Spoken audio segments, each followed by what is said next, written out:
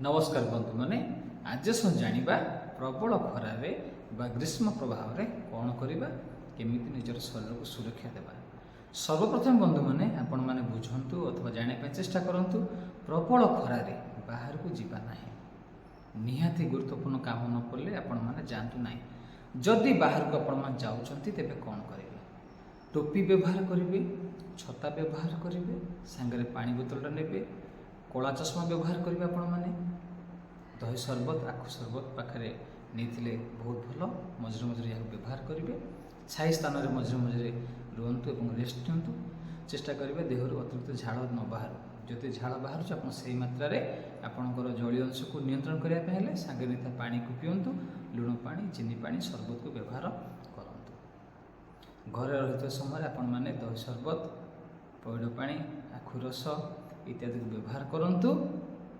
जदि कौन कारण आपण मैंने बाहर को जाऊँच अतिरिक्त झाड़ बाहर अस्तव्यस्त लगुच देह हाथ झिमझिम हो तंटी सुखी जाऊँगी आखि को अंधार देखा तेबे आपण तुरंत निकटस्थ चिकित्सालय को जातु और सेठारे आपणकर चिकित्सा कराई बंधु मैंने ये कथा को आपण मैंने आपण बंधु मान पाखे पहुँचातु और सुमतामत दिंतु। नमस्कार।